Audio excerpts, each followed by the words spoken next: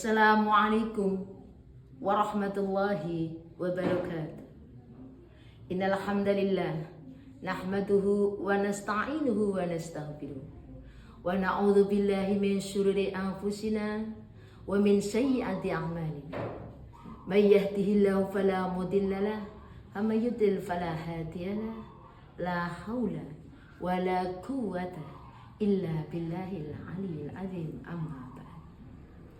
Sahabat-sahabat, ibu-ibu cantik dan solihah, keluarga besar Harokah Majelis Ta'lim. Hari ini kita bersama-sama bersyukur atas rahmat hidayah dan inayah dari Allah Subhanahu wa Ta'ala. Kita diberi kesempatan untuk senantiasa melaksanakan perintah-perintah Allah, dan alhamdulillah kita ditunjukkan pada larangan-larangan Allah yang senantiasa mampu kita hindari. Ini kenikmatan yang tiada tara dan patut tak kita syukuri. Biqaulina alhamdulillahirabbil alamin. Salawat dan salam Allah semoga tetap terlibat curah keharibaan junjungan kita Nabi Muhammad sallallahu alaihi wasallam, Nabi akhir zaman, Nabi yang terus kita nantikan syafaat beliau fitili wa dunya wal akhirah. Allahumma amin ya rabbal alamin. Ibu-ibu solihah, keluarga besar Harokah Majelis Ta'lim Kabupaten Tegal, masih dalam Karolin HMT Kabupaten Tegal. Siapa kita?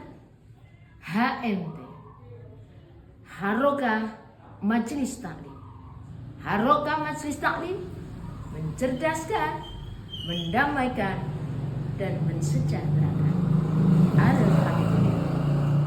Baik, masih dalam suasana Ramadan. Sebagai syarat berpuasa di bulan Ramadan adalah kita melakukan persiapan diri. Sumu fasihu, berpuasalah kalian semua, niscaya engkau akan sehat. Secara syariat, syarat berpuasa adalah Islam, balai, tidak sedang mendapatkan hadas besar, haid, nifas, dan lain sebagainya, dan kita mampu mempertahankan diri kita dari hal-hal yang membatalkan puasa. Syarat yang lebih mutlak lagi adalah syarat hati, jiwa, dan iman kita. Karena hakikatnya puasa adalah pembersihan jiwa. Sehingga tadi dikatakan oleh Kanjeng Nabi, sumu fasihu, puasalah kalian semua sehingga kalian sehat.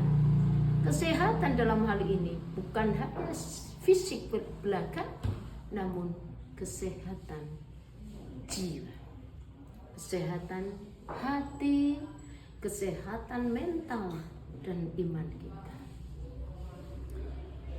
Permasalahannya, apakah hati itu ada sampahnya? Apakah hati itu ada bakterinya? Ada hal-hal yang merusak jiwa? Tentu ada. Apa hal-hal yang merusak jiwa sehingga merusak ibadah puasa?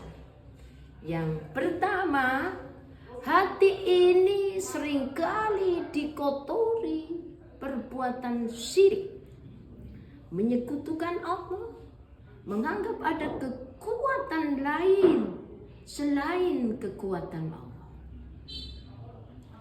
menganggap bahwa ada orang lain yang bisa menolong dia sampai sukses, ada orang lain yang membuat dagangan dia semakin laris, ada orang lain yang membuat penyakitnya menjadi sembuh. Mereka lalai, mereka lupa bahwa itu hanyalah sarana. Pusat dari kekuasaan adalah milik Allah Subhanahu wa Ta'ala. Qul huwallahu ahad.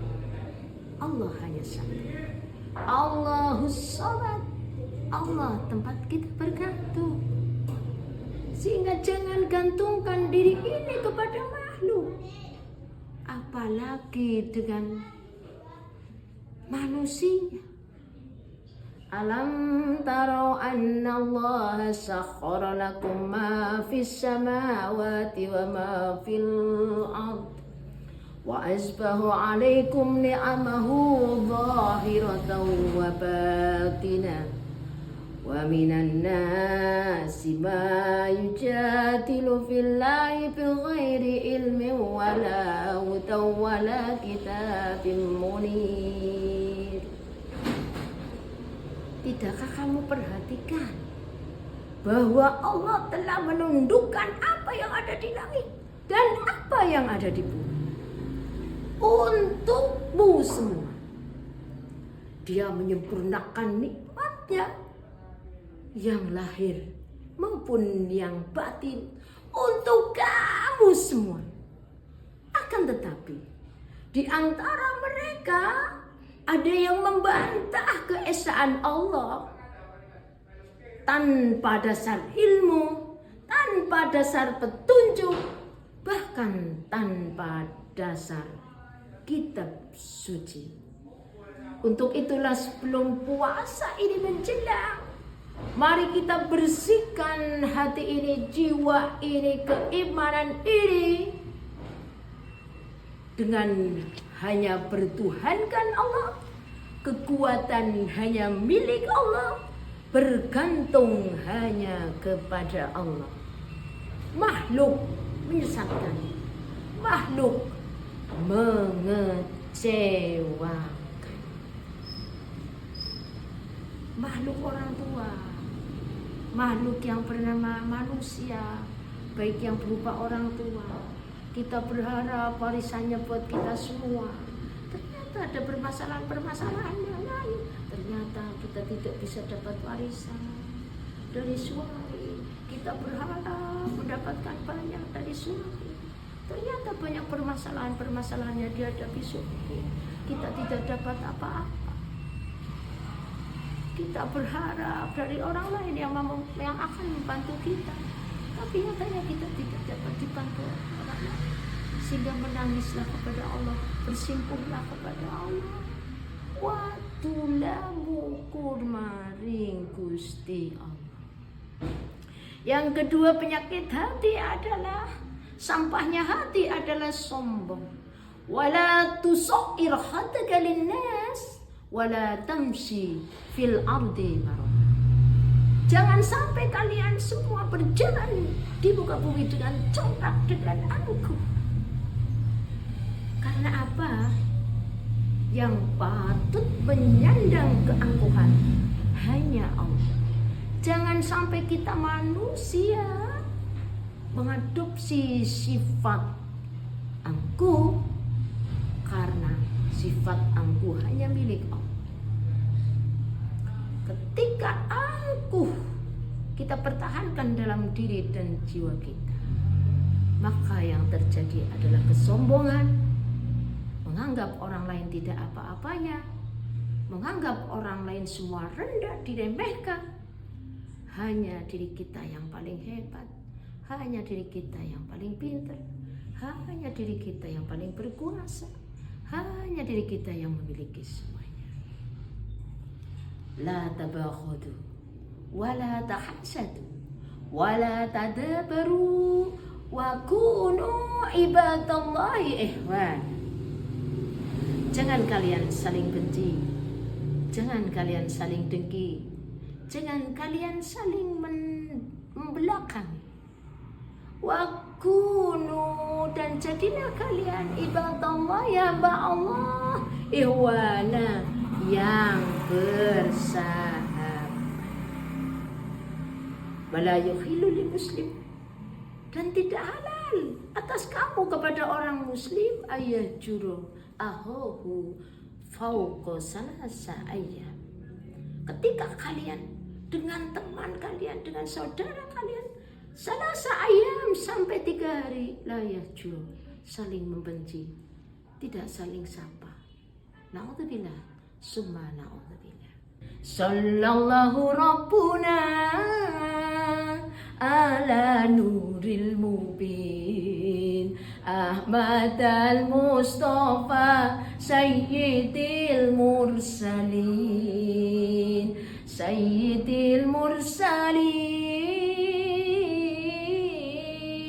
Jangan benci, jangan dengki, jangan membelakangi. Jadilah hamba Allah yang bersaudara, dan jangan mendiamkannya. Manusia itu tercipta dari kesalahan dan dosa, kesalahan pendahulunya Nabi Adam dan Siti Hawa, hingga dikeluarkan dari surga. Hingga wajar dan biasa jika manusia tempatnya salah, diterima kekurangannya, diakui kelebihannya, hidup akan damai sejahtera. Sallallahu Rabbuna ala nuril mubin Ahmad al-Mustafa Sayyidil Mursalin Sayyidil Mursalin. Kita tahu bersama untuk tidak saling dengki, untuk tidak saling benci, untuk tidak saling meremehkan orang lain. Mengapa untuk tidak saling membenci? Kita tidak bisa menuntut orang lain seperti yang ingin kita kehendaki. Kita tidak bisa menuntut orang lain sempurna, wong diri kita juga tidak sempurna. Mengapa kita tidak bisa sempurna? Karena kita lahir dari ketidaksempurnaan. Kita lahir dari perlakuan kesalahan yang diperbuat oleh pendahulu kita, nenek moyang kita, Nabi Adam dan Siti Hawa. Ketika diciptakan, mereka berdua ada di surga. Ada larangan Allah yang mereka lakukan dan mendapatkan sanksi untuk keluar dari surga.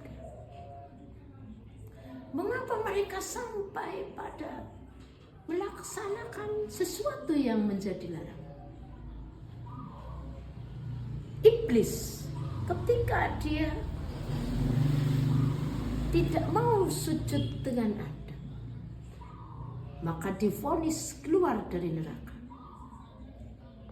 Efek dari divonis keluar dari neraka, iblis menganggap dia tidak bisa melakukan apapun, sehingga mohon kepada Allah, oke, saya siap keluar dari surga, saya siap untuk mendapatkan sanksi dari panjenengan Allah, tapi jangan matikan kami sampai kiamat menjelang, dan seluruh keturunan kami, dan izinkan saya untuk menggoda anak putune Nabi Adam. Ketika Nabi Adam dan Siti Hawa ada di dalam surga, ketika beliau masih ada di dalam surga, iblis bekerja sama dengan ular, akhirnya bisa masuk ke dalam surga, menggoda Nabi Adam agar mau mendekati buah khuldi. Nabi Adam tidak bisa digoda, maka lewat Siti Hawa. Sehingga ketika hari ini banyak laki-laki yang terjerumus pada kejahatan, terjerumus pada korupsi, terjerumus kepada hal-hal yang tidak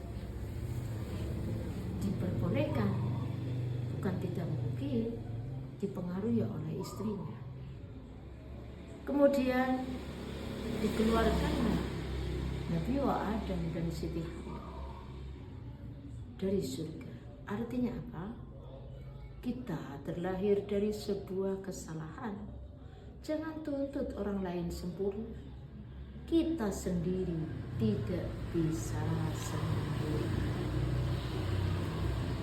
Lebih-lebih ibu-ibu ente di rumah ada anak, ada suami.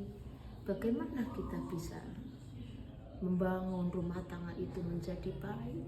Jangan tuntut suami sekehendak kita, jangan tuntut anak sekehendak kita. Dengan beragamnya sifat dan karakter, Allah sedang menunjukkan kekuasaannya.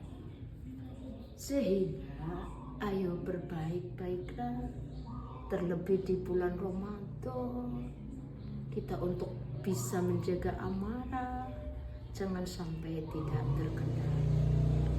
Dengan suami, bagaimana suami menjadi besar hati, sedapat mungkin kita mampu membahagiakan. Paling disayang tentu sang kekasih, paling dimanja tentu sang kekasih. Walau dicubit tapi cubitnya sayang, walau digigit tapi gigitnya sayang.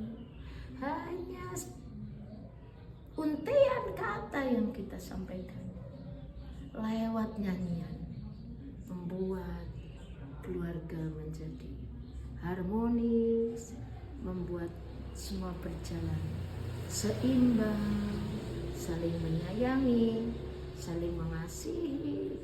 Keluarga yang demikian ini dijaga oleh Allah, rizkinya akan terus mengalir, kedamaiannya senantiasa akan terjaga, sakinah mawaddah warahmahnya pun akan terjaga. Mudah-mudahan ibu-ibu solihah, keluarga besar Harakah Majelis Taklim Kabupaten Tegal bisa melakukan ini di keluarganya masing-masing, sehingga kita bisa melaksanakan aktualisasi di tempat lain, di pengajian, tanpa ada halangan suatu apapun. Baik, selanjutnya penyakit hati berikutnya adalah iri hati. Iri hati tidak suka melihat orang bahagia, dan bahagia melihat orang lain susah. Susah ndelengna wong seneng, seneng ndelengna wong sing lagi susah. Sholatu salamullah ala toha Rasulillah. Sholatullah salamullah ala yasin habibillah. Kotorane ati ana telu, sirik sombong lan iri hati. Aja kosi dilakoni, aja kosi dilakoni. Siriknya kutoake Allah, nganggep anak kekuatan dia. Siriknya kutoake Allah, nganggep anak kekuatan dia. Ora yakin karo kuasane, goleti pangeran liyane. Sombong angkuh lan ning sapada, kerasa hebat lan jumawa. Nyepelekaken wong liya, senengane ngremehna. Iri hati penyakit hati, seneng delengan wong susah, susah delengan wong seneng. Atine isine runtah. Sholatullah salamullah ala toha Rasulillah. Sholatullah salamullah ala yasin habibillah. Yang namanya salat, ketika ketentuan belum bisa dilaksanakan, maka akan merusak isi, merusak esensi. Syarat sholat tidak dilaksanakan, maka esensi dari ibadah sholat akan rusak. Syarat sholat yang hakiki adalah bersihnya jiwa dan hati dari syirik, sombong, dan iri hati. Pastikan diri ini bersih dari menyekutukan Allah. Pastikan diri ini dari keangkuhan jiwa. Pastikan diri ini tidak pernah menaruh kedengkian, menaruh kebencian, menaruh iri hati kepada orang lain, sehingga ibadah puasa yang kita lakukan tidak hanya sebatas menahan lapar, sebatas menahan dahaga, menahan hawa nafsu, tapi ibadah puasa kita betul-betul man arada dunya fa'alaihi bil ilmi wa man arada al akhirah fa'alaihi bil ilmi wa man aradahuma fa'alaihi bil ilmi. Puasa yang didasari dengan ilmu, sukses puasa kita di dunia akan menuai keberhasilan di akhirat. Man shoma ramadhana imanan wa ihtisaban ghufira lahu ma taqaddama min dhanbihi wa ma ta'akhkhar. Siapa orang yang melaksanakan ibadah puasa imanan karena keyakinan yang kuat kepada Allah, wa ihtisaban karena mengharap ridho dari Allah, ghufira lahu maka akan dimaafkan lahu ing atase wong sing puasa ma taqaddama sesuatu yang telah dilakukan, sesuatu yang telah berlalu, min dambi dari segala dosa-dosa orang yang berpuasa, wa ma ta'akhkhar dan dosa-dosa kesalahan-kesalahan yang belum dilaksanakan. Ibu-ibu Harakah Majelis Taklim Kabupaten Tegal, hari ini kita menata diri, mudah-mudahan puasa yang kita lakukan akan mengantarkan kesuksesan kita menuju ketakwaan Allah. Ihdinas siratal mustaqim wallahul muwaffiq ila aqwamit thoriq. Assalamualaikum warahmatullahi wabarakatuh.